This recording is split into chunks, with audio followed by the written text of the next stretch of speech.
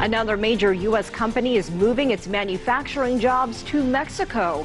For employees, it's a matter of economic survival on both sides of the border. I'm Elaine Reyes in Washington, D.C., and this is America's Now. First up, the Carrier Corporation has been an icon of U.S. industry for almost a century. Now hundreds of factory employees are losing their jobs as the company moves operations to Mexico. To move production from our facility in Indianapolis to Monterrey, Mexico. The rich people are richer and the middle class is poor. We work our butts off to do this, and this is the way they're treated and everybody else is treated. I have you on camera. Correspondent Mike Kirsch reports on the impact of this large layoff and the high cost of corporate cost cutting. Then he's from the smallest country in South America and going to the biggest sports competition on the planet, the 2016 Summer Olympics. For this week's Olympian segment, we glide alongside swimmer Renzo Tiana-Joe as he gets ready to race. And later, it may look like a ukulele, but this stringed instrument is called a cavaquinho. Exported from Europe, it became key to composing samba music in Brazil. How would you describe the Correspondent Jerry Haddon travels to Portugal to explore the origins of the cava.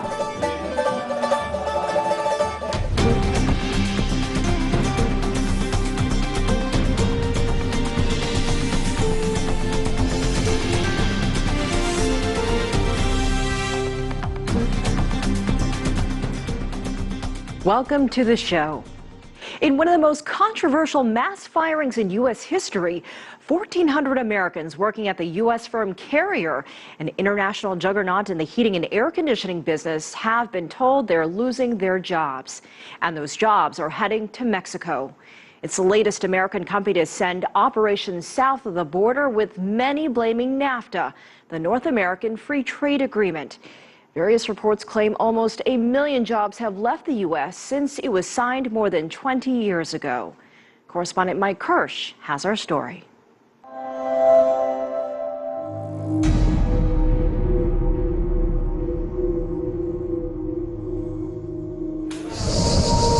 It's been said that just about every person on Earth, from the beginning of time, has at one time or another found themselves baking in heat from the sun and wishing for some kind of relief. Then one day at the turn of the 20th century came a heat-fighting invention more beautiful than a cold glass of water. The machine that blows cold air, called an air conditioner. One of America's all-time greatest inventions. Invented in 1902 by American entrepreneur Willis Carrier. By the early 1950s, Carrier employed thousands of factory workers, many of them at its headquarters in Indianapolis, Indiana, in the central United States.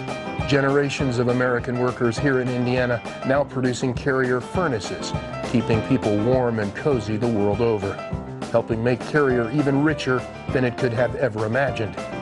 And Carrier rewarded workers with a good wage, so they could buy nice homes and nice automobiles.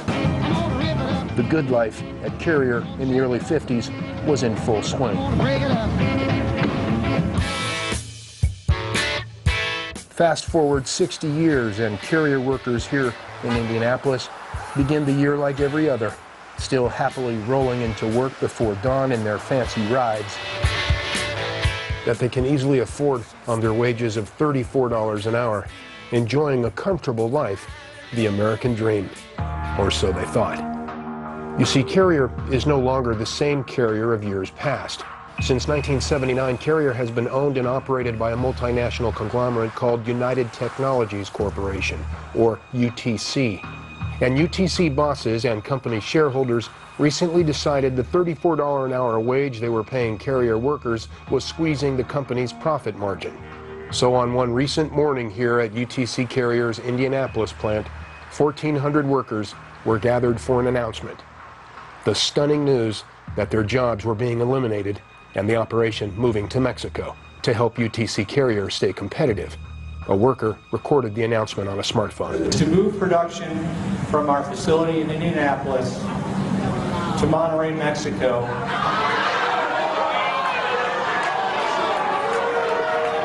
Carrier workers telling CCTV they believe the company is making this move to make even bigger profits for its shareholders. The rich people are richer and the middle class is poor. We work our butts off to do this, and this is the way they're treated and everybody else is treated. This Carrier thing is all about corporate greed. Carrier says it will save $65 million a year by moving its Indianapolis operations to this industrial zone west of the town of Monterrey in the northern Mexican state of Nuevo León, where Carrier now operates 3 plants. Mexicans here will reportedly be paid $3 an hour, 10 times less than Americans in Indianapolis, and millions more less than the salary of Robert McDonough, president of Carrier's parent company, UTC. McDonough here asked by local journalist Rafael Sanchez if he'd ever worked for such low wages. Sir, would you work for $3 an hour? McDonough declines to answer the question. So I take it you would not work for $3 an hour, sir. And it appears the wage may actually be even lower than $3 an hour. CCTV recently showed up unannounced at Carrier's main plant outside of Monterrey, Mexico, just as Mexican workers are arriving before the 7 a.m. shift. Workers who tell us they are presently earning less than $3 an hour. In fact, they say they're being paid just a little over $2 an hour on average, around $100 a week, and working more than 40 hours a week. Among them, this 19-year-old single mother of a young son. 8 horas, viernes 12 horas.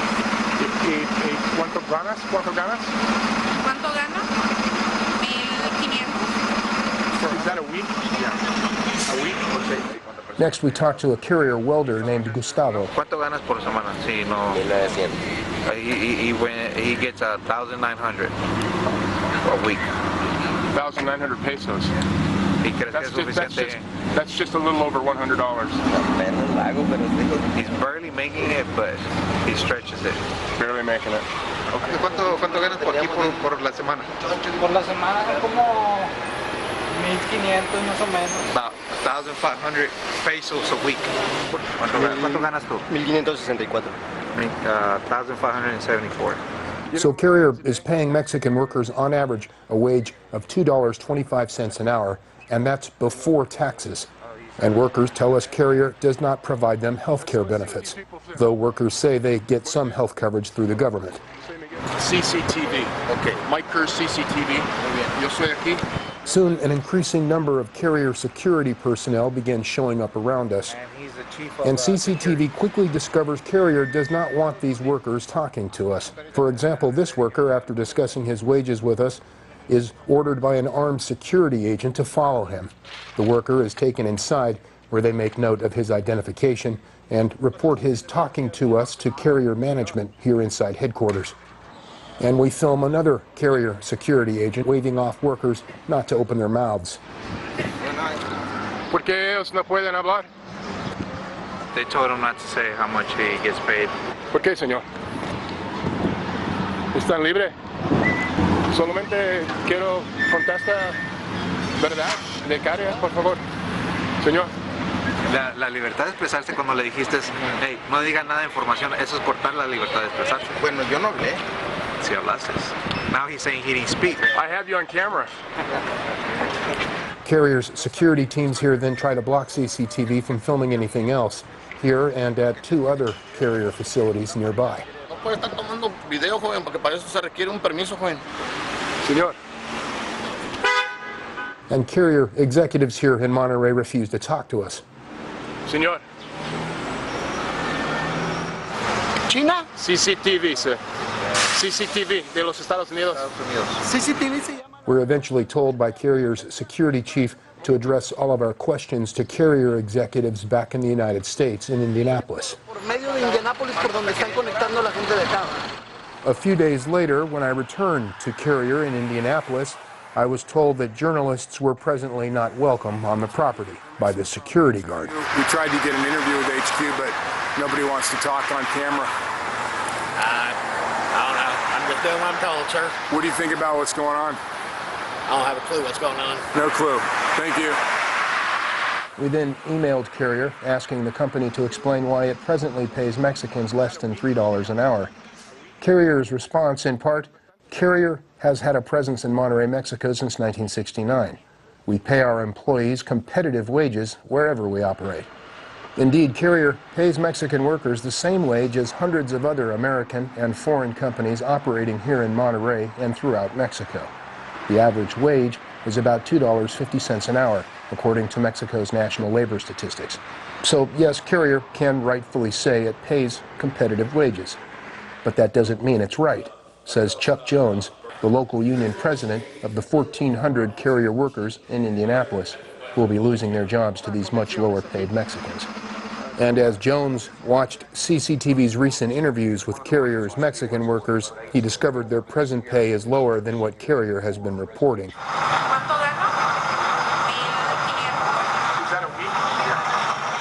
God-awful wages, $88 a week.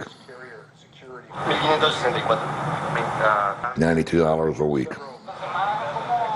Corporate greed, that's all it is, pure and simple. What some may call greed, others say is simply the way many companies today must operate to stay competitive in a global market.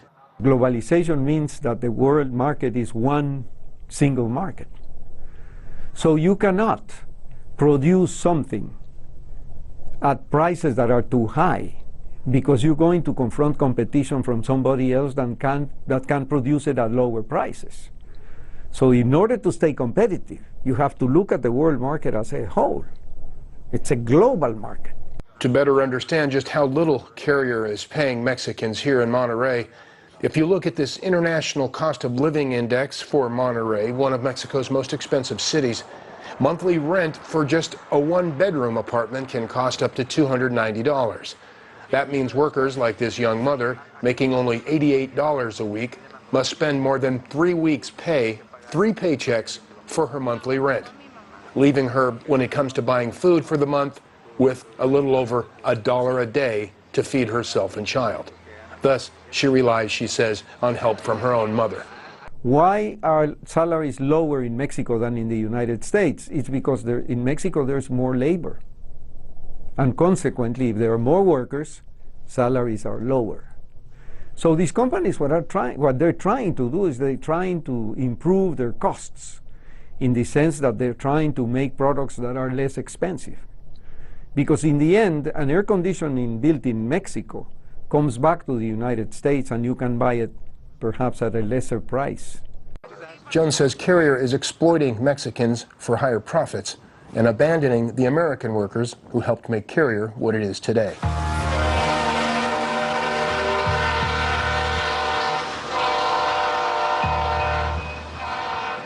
I've never been hit by a train, but if I'm one of the employees, I would imagine it's getting hit like a train and not know what direction you're going to go.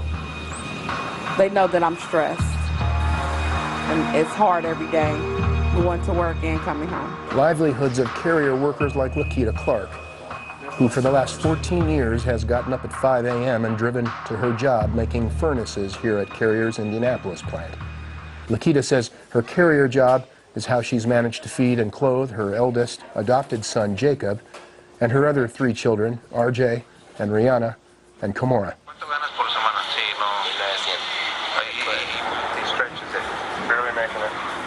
Wow.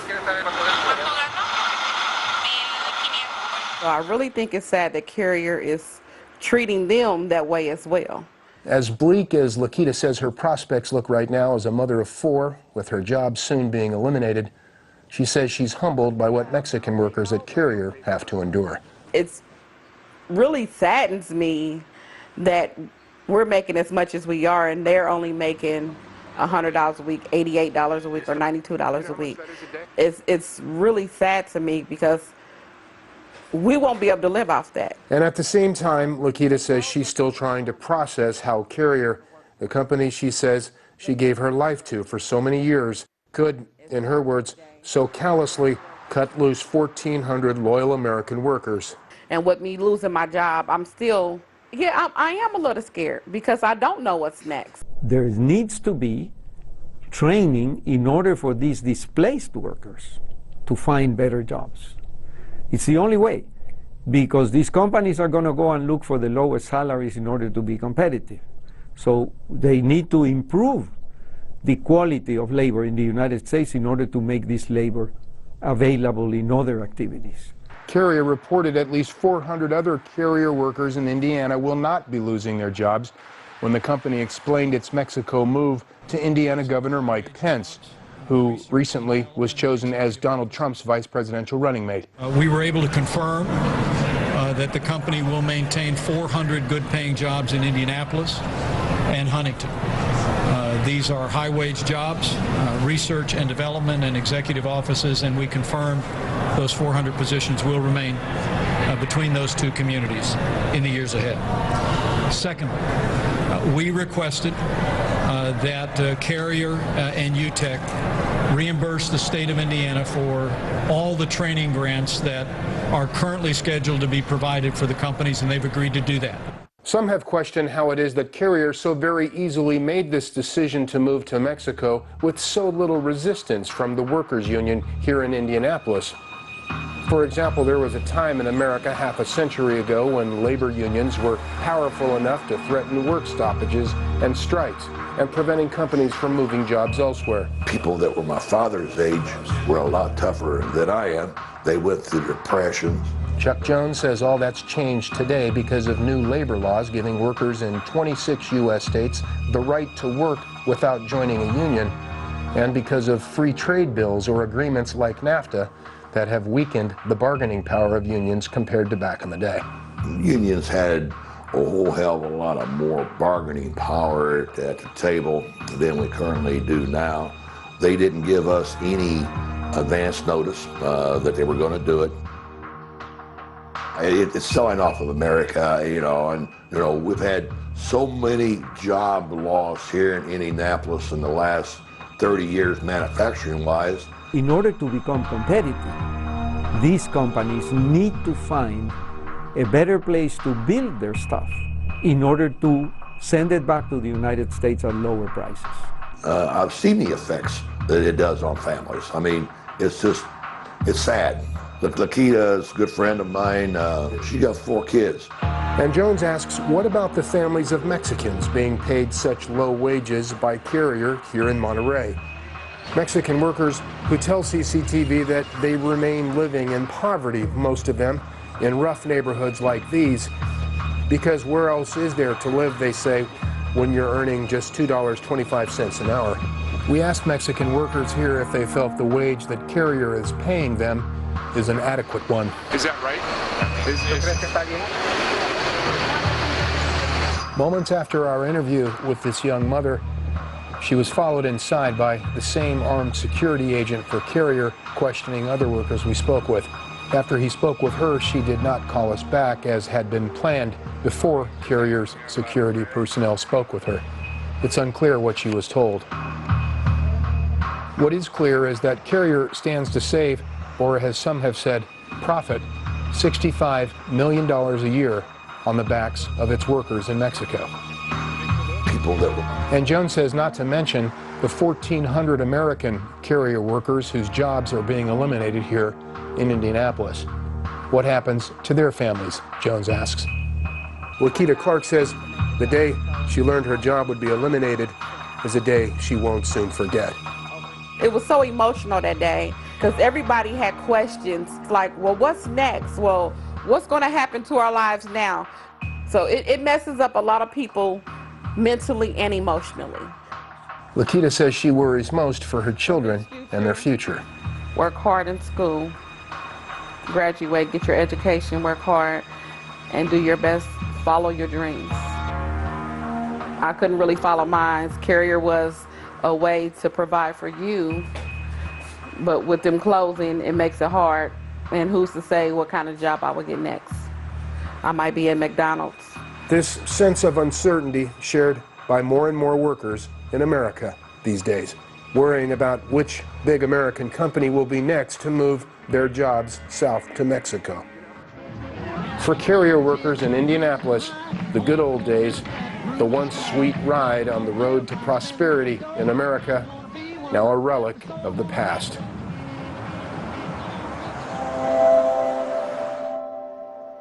Carrier says moving its jobs from Indiana to Mexico will take place gradually over the next 2 years. U.S. presidential candidate Donald Trump recently chose Indiana Governor Mike Pence as his vice presidential running mate. Many in the state criticized Pence for not trying hard enough to keep those jobs in the U.S.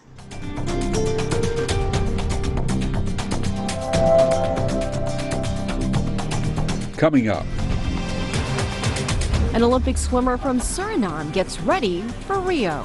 People always used to tell me, like, dude, you're great in swimming. You should keep on swimming, and you can reach the Olympics someday. America's Now.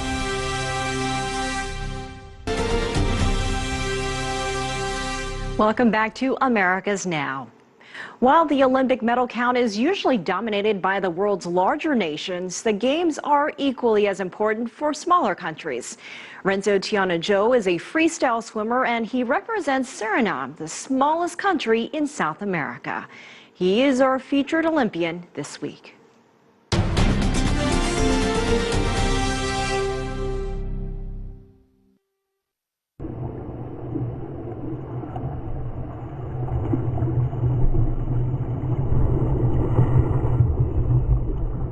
I can swim like before I can remember. My mom always tells me like this wild story. She had like this urge to swim only during her pregnancy of me. After I was born, that urge was gone and she probably never swam since. For anyone who has ever met me, I'm very lanky. I'm a tall, skinny, slow on land, just really slow. When it came down to the pool, I was just always one of the best. You stick to what you know, and I ended up excelling in it. Hi, my name is Renzo Chanayu. I'm from Suriname, and I will be going to Rio 2016.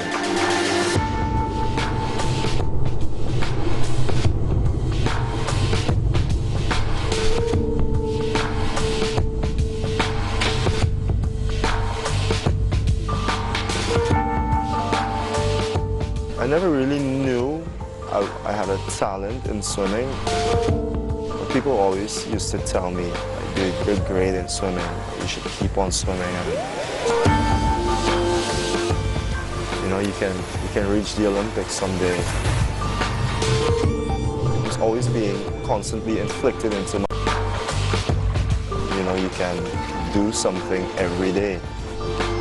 You end up achieving it and turning it into a reality.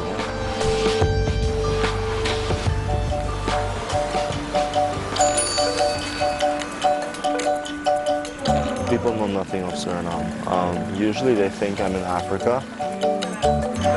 Telling someone I'm from, this Caribbean country in South America that only has 500,000 people and amidst dense jungle. Training in Suriname has been very difficult because we really don't have the resources we need to, to excel at a world level. Everything I did here in Suriname with my coach was basically an experiment. It's what we think worked for people outside that we were just implementing here.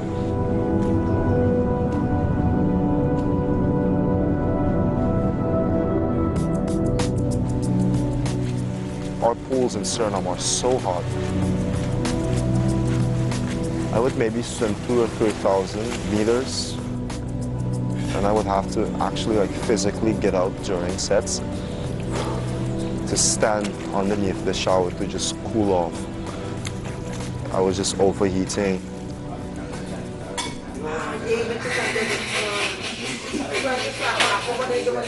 I'm fortunate to be born in a family that's not poor, but we're not rich. We're just, from a middle class. My mom is a ninja. She's a warrior. She used to actually go to all these businesses around town, you know, asking, like nearly quote-unquote begging for sponsorships to send me to maybe a training camp or a competition in the region, you know. Because the junior national team in Suriname is not supported by the government or any other institution when it comes to finances at all.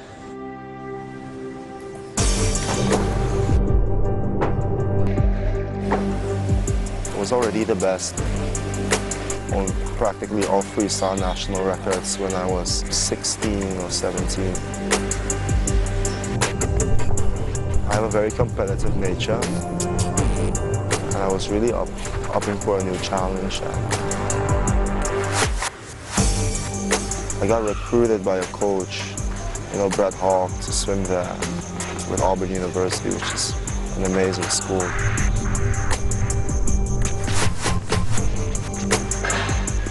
You're so young and hungry, you know, wanting for more. If you come from the islands or a small place like Suriname, it feels amazing. It feels like a dream come true, actually. I'm abusing my opportunity. I'm trying to get the most out of it and, you know, believing in belief.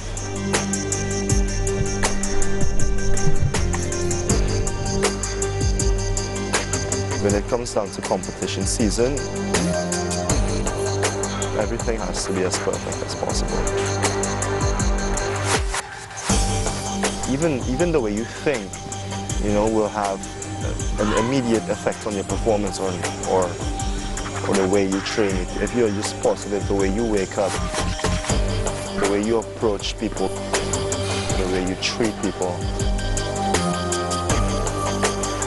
it all reflects on the type of athlete you'll be in the end. And once it's in the race, it's 90% mental, you know, 10% physical.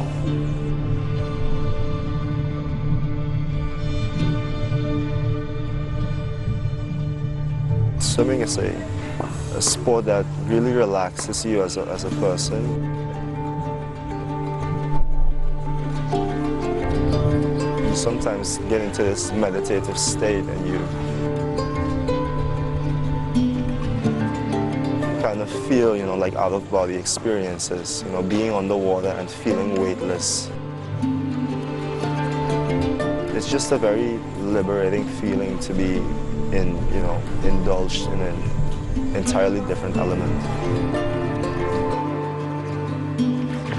It's a very lonely sport.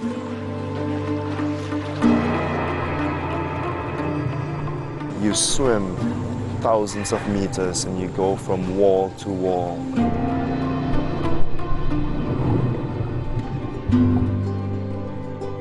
Your only best friend is like literally like voices you have in your head sometimes.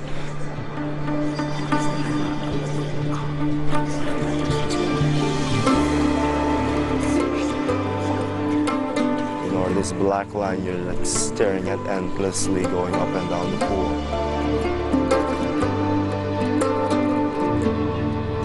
There are more ups than there are downs. The friends you make,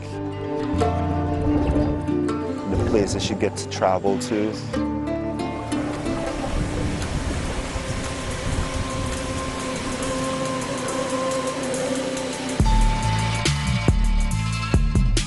It's nice that you just get some recognition. You know, they always give you like a pat on the back. Big up yourself, you know, respect.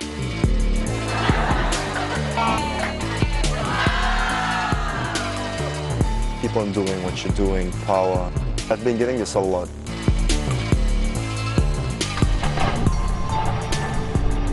My friends and my family, they keep me grounded.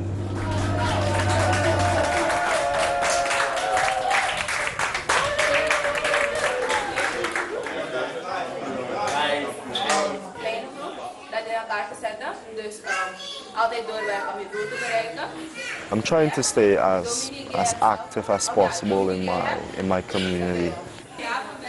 We have a lot of role models from Suriname, and most of them become myths because they never come back.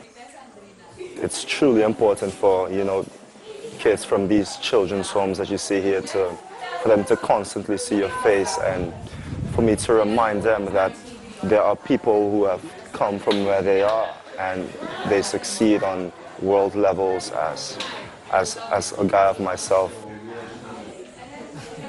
I want to help out in any given group that needs help. That reaches from children's homes to hospitals, sloths that need protection, you know, trying to give back as much as possible.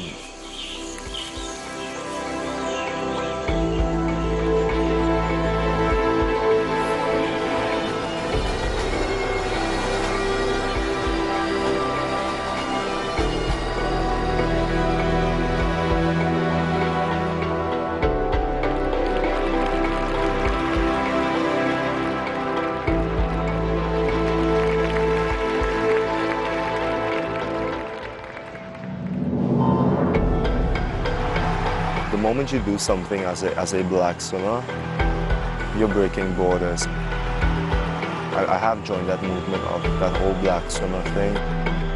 Society has really created, you know, for black athletes that they either have to go run track or play basketball, but we have some great swimmers. I love representing my country. I love the sport, and I don't see myself giving up until I've achieved everything I have set out for myself to achieve. Going to the Olympic Games, I mean, that's been a feat in itself.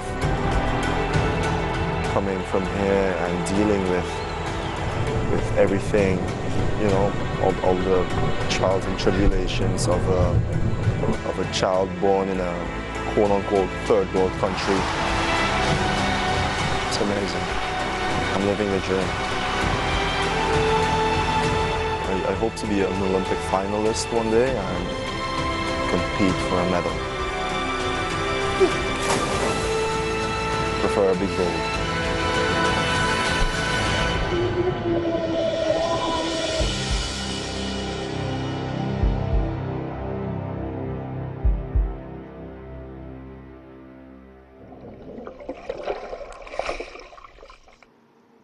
If Renzo wins a medal, there are high hopes Suriname will finally get its first Olympic-sized swimming pool. It might even be named after him.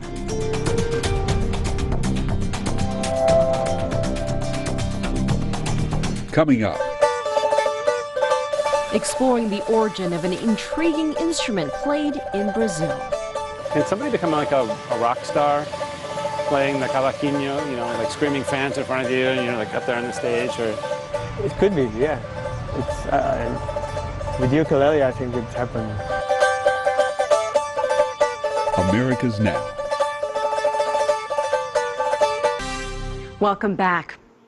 In Brazil, a tiny guitar plays a big role in much of the country's popular music. The four-string cavaquinho is central in samba and pagode music. Turns out it's both a musical instrument and an immigrant arriving in Brazil by ship a couple of centuries ago from Europe. Its journey intrigued two young Brazilian filmmakers who set out in search of its origins. Correspondent Jerry Haddon reports.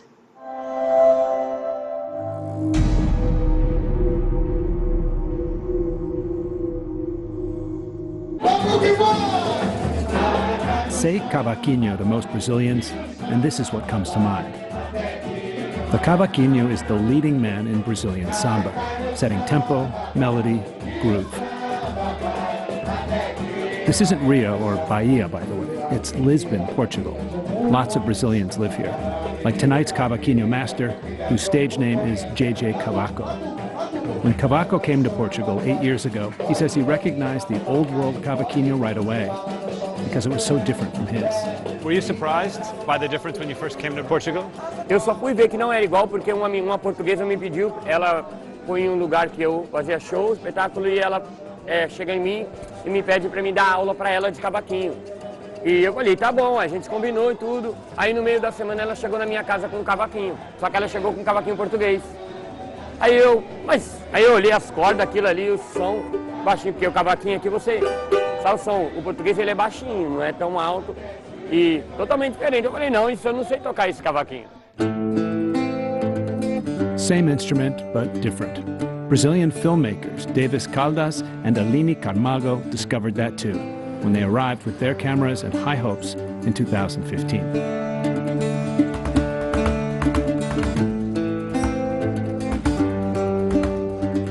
The couple's secondary discovery: at home, cavaquinhos are everywhere, but here they can be hard to come by. One of their first stops was this Lisbon music store. Owner João Paulo Rodrigues delivered what seemed at first like the bad news. Compared to your other instruments, your guitars or even drums, are these hot sellers or they not sell very much? They don't sell that much in Lisbon. We have some universities who play them, some older people as well. So if this were a cavaquinho store, you'd probably have to close next month. Probably today. This is the first place you came and you walked in the door and João Paulo tells you, oh, I don't really sell cavaquinhos. Did you feel like your story was dead in the water? Eu sabia que Lisboa não tinha tanta tradicionalidade com o cavaquinho, né? Mas eu imaginei que, como se é a capital do país, houvesse mais coisas sobre o cavaquinho, mais músicos, mais apresentações. Mas aí, durante a pesquisa, a gente foi entendendo que isso é um aspecto da música tradicional, de estar muito regionalizada, né? Então, como há muitas culturas aqui, então acaba que a música tradicional só é um pedaço, né? Caldas says another puzzle was why the cavaquinho changed after reaching Brazil. Este é o cavaquinho do Minho, o tradicional de Portugal, né? Deixa eu ver que ele tem essa característica. E o brasileiro é esse. Você vê que ele é um pouco maior. Por ter uma escala sobreposta, por exemplo, segura aqui. Este aqui é a outra madeira. Por quê? Porque eu tenho que tocar assim. E aqui não. No brasileiro não tem isso. É mais palheta, né? Mais solado. Então, it would hurt to play with your fingers. Sim, exatamente. A forma de tocar é diferente. His conclusion: instruments adapt, change to be in step with new cultures. So then we could also say that the differences between these two cavaquinhos are reflected in the characters of the two cultures in terms of the people. Exatamente. Mas a forma de tocar, a forma de manuseá-lo já é completamente diferente. If the Brazilian cavaquinho is a big, loud dance maker, the Portuguese is quieter, folkloric, in an old world sort of way. It hasn't changed in generations. About an hour north of Lisbon, luthier Mario Stanislau adds reinforcement ribbing to one of his high-end instruments. The best ones are still crafted by hand and can take months to complete. Pau Santo da Índia. Dura. O primeiro instrumento que eu fiz tinha 14, 15 anos. Queríamos ter os instrumentos, não havia dinheiro para comprar, e então vamos experimentar fazer. Because you play also. A little. A little. Não há a parte que se goste mais ou menos, é a parte quando se chega de facto ao final e ouvir o som, porque estou a fazer o instrumento e nunca se sabe qual vai ser o som que vai chegar ao final. It's the surprise at the end. Sim. Está a renascer novamente o cavaquinho, porque há a associação do cavaquinho. Why? 2 words. Julio Pereira. Some years back, Pereira put out a CD of songs played solely on the cavaquinho.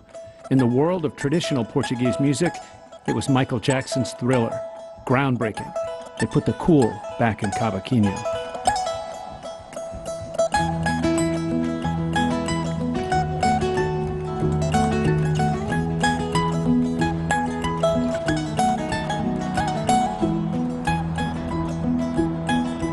Were you surprised by the CD's success? Fiquei bastante surpreendido, porque repara, em Portugal já havia muita prática do cavaquinho, mas integrado naquilo que na altura se chamava, uma designação um bocado estranha, arranjos folclóricos, e que ainda hoje existem muitos, e portanto Havia muita prática do cavaquinho, mas não enquanto instrumento solista. Were you surprised when this young Brazilian guy, Davis, came knocking at your door, searching for the origins of the cavaquinho? Fiquei surpreendido e foi simpático. Foi simpático porquê? Porque a Associação Museu Cavaquinho, desde que existe, que tentamos contatar brasileiros no sentido de aprofundar a história sobre a origem do cavaquinho. Há muitas teses de que o cavaquinho do Brasil veio para cá, há outra que diz exatamente o contrário. Isto tudo, depois temos que lembrar-nos também da madeira, que há aqui um triângulo importante, mas tudo isto necessita de investigação. Here at Portugal's National Museum of Ethnology, a growing collection of old cavaquinhos is helping researchers map the cavaquinho diaspora. For example, musicians on the Atlantic island of Madeira play a Portuguese spin-off that eventually made it to the other side of the world. Madeira é um sítio especial do nosso país, porque aí não vais encontrar o cavaquinho, mas sim o braguinha. Aliás, é o braguinha que, em 1879, vai para o Havaí e aí, digamos, se torna no ukulele. While historians look back, the cavaquinho's forward momentum grows. A música, outro tipo de música, outros gêneros musicais. Is there much to say about the cavaquinho today in Portugal? Onde tem música tradicional, onde tem folclore, ele está presente. Mas ele também consegue ampliar seu campo de visão. Ele consegue, às vezes, a gente encontrou pessoas que tocam cavaquinho no rock, na música eletrônica, no heavy metal. Did you say cavaquinho and heavy metal? Exatamente. Is that even possible? É possível. Encontramos pessoas que estão fazendo esse experimento. Wow.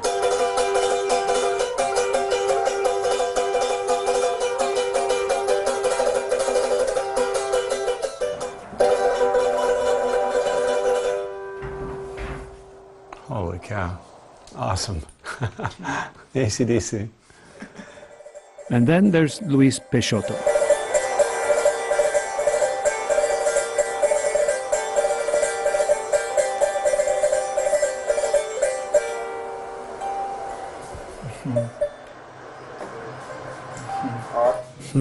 Amazing. Peixoto can play with the best traditionalists, and he can do this.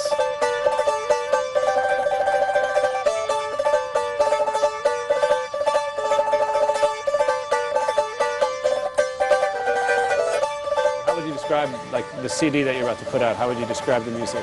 It has the traditional technique, but it has a little bit a way of the more electronic kind of commercial, a little bit commercial type of rhythms and sounds that are mixed together. Can somebody become like a rock star playing the cavaquinho, you know, like screaming fans in front of you and you're like up there on the stage, or? It could be, yeah. It's with ukulele, I think it's happened sometimes, but Tiny Tim. Yeah. By the window, that is where I'll be. Come tiptoe through the tulips with me.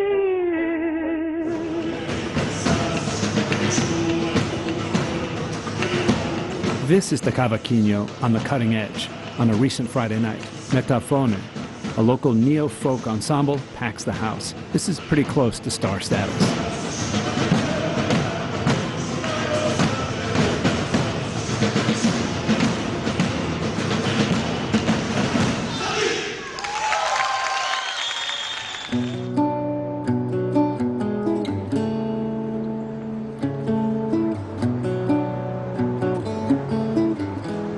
Do you guys think about going home at some point, or is this home now? Não. Não, tô brincando. É o seguinte, quando viemos para cá, a gente imaginou que o projeto seria de 1 ano a 1 ano e meio entre as captações, as viagens, né? Então a gente se preparou para isso, para vir para cá. E aí a gente, estando aqui, a gente foi se habituando e gostou de ficar aqui. Então a gente já decidiu que a gente vai gravar, então pelo menos esse ano, uns 2 anos, até 3 anos, vamos ficar aqui. Do you think that you'll be experiencing some reverse saudade? Tudo aqui é muito diferente, né? Muito diferente do Brasil. Desde o clima, a comida, as pessoas. Realmente dá uma saudade, sim. A gente já estava acostumado com o ritmo de vida, mas isso também é bom, porque isso acaba engrandecendo, acho que a gente mesmo como pessoa, acaba engrandecendo a nossa empresa, o nosso projeto. So Caldas and Camargo are staying. There's still so much to learn about why so many old folks are flocking to cavaquinho classes, for example.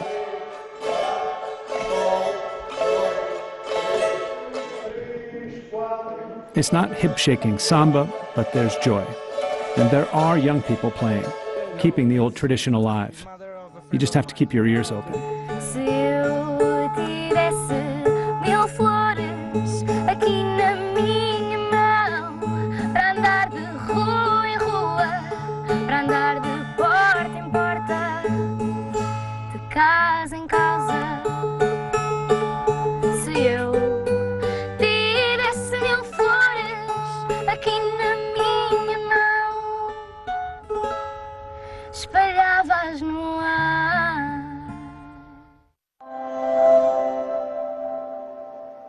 The investigation into the cavaquinho's origin isn't over for Davis and Eleni. They're off to the island of Madeira for more filming. They plan to show their documentaries across Portugal and back home in Brazil.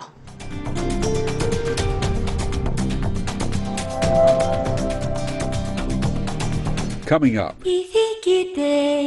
A Mexican singer giving voice to her culture. I had made peace with my life when suddenly an opportunity to record an album turned up.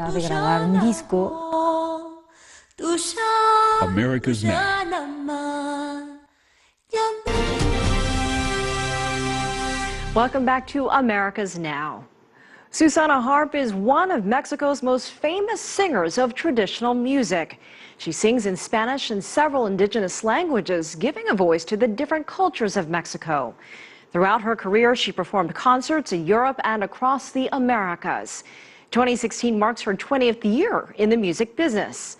Susana Harp is this week's Urban Voice.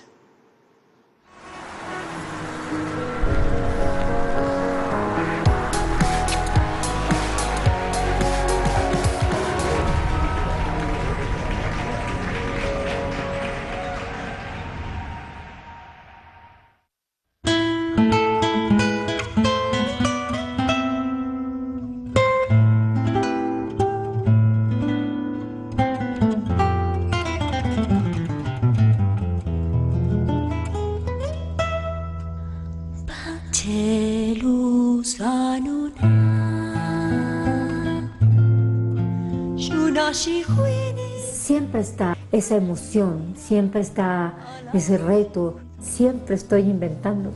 No es algo que te cuestiones o que elijas, sino te irrumpen, te poseen, se apropian de ti. Y esto pasa con la música.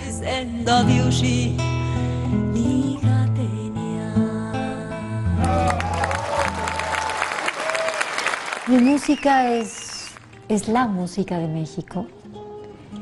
Y es una música que huele a tierra mojada, es una música que se transforma en muchas voces, es una música que le da rostro a muchas gentes de mi país.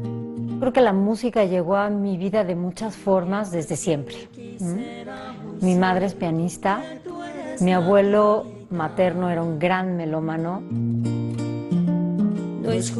Soy oaxaqueña. Nacer en Oaxaca ya es algo que te marca. Estar en Oaxaca es una provocación constante a todos los sentidos.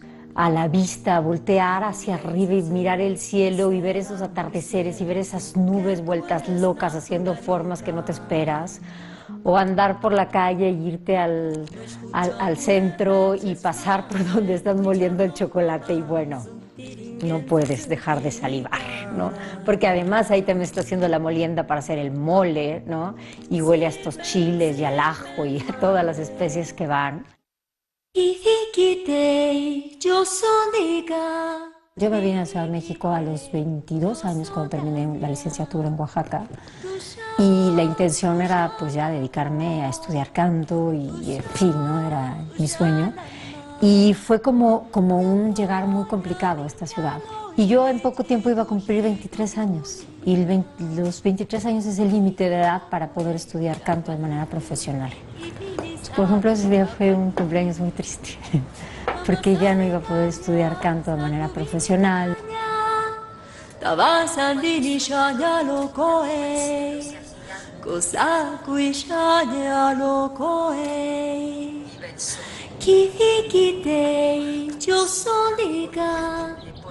Estaba ya como muy cómoda cuando de pronto hubo como la gran oportunidad de grabar un disco. Por supuesto que no dudé en grabar este disco cuando me lo ofrecieron.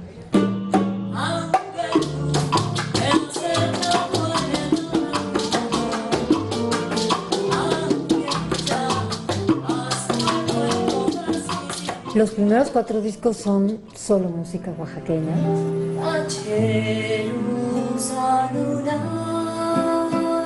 Y abordé solo idiomas de mi tierra. Oaxaca es el primer estado del país que tiene más lenguas vivas.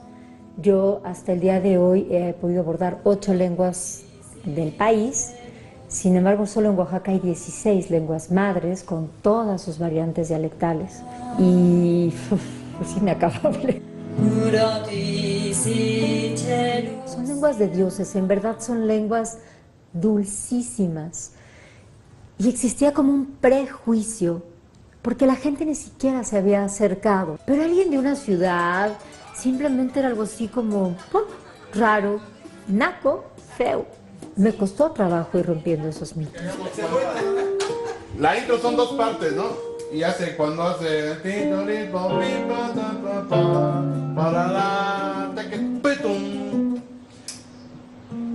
donde dice la bemol 13 para caer al sol, hace.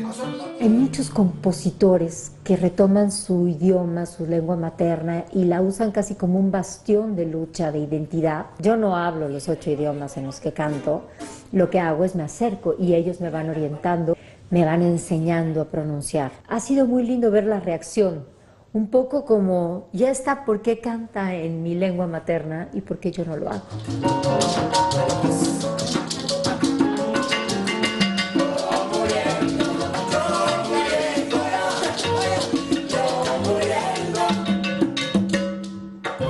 Y es una gente muy valiosa en el sentido de su trabajo que hace en cuestión comunitaria, social y musicalmente hablando. Yo lo entiendo como una gente que busca mucho las raíces de la música en general, de la música negra, de la música indígena, de la música de básicamente su tierra, Oaxaca. Es una gente muy dada a buscar y creer en lo que ella quiere y cree. Es exigente, inclusive con la banda cuando lo es necesario, pero creo que más exigente es para ella misma. Se propone algo y lo consigue.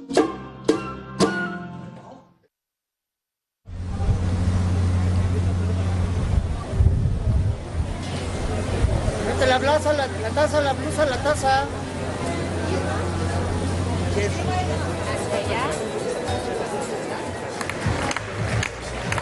Son 20 años de estar haciendo proyectos que cualquier compañía o cualquier disquera me hubieran dicho, no los hagas, no tiene razón de ser, no, ¿para qué los haces?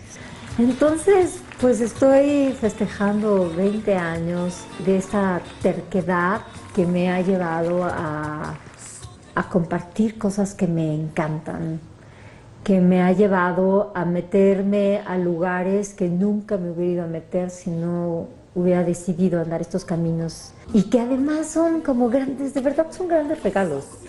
Las culturas se mantienen vivas porque hay un gran orgullo de ser lo que eres, quién eres, de dónde vienes, qué comes, cómo te vistes. Pero esto ha permitido también que esas tradiciones ancestrales perduren. Lo que yo trato de hacer en los discos es mostrarlo, ¿no? Es compartirlo, es presumirlo, es gozarlo, es plasmarlo.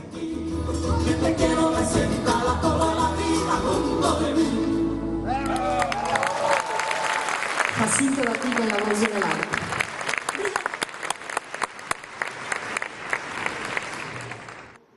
Susanna Harp also founded a cultural association to support indigenous projects in Mexico.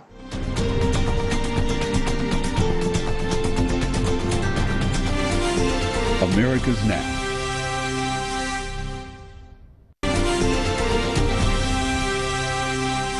Finally, Nicaragua is known as the land of lakes and volcanoes. Many tourists travel to the country to visit its active volcano craters. Some not only take risky photographs of the lava, but take selfies as well. We leave you with images of Nicaragua's erupting volcanoes. Thanks for watching. We'll see you again next week for another edition of America's Now.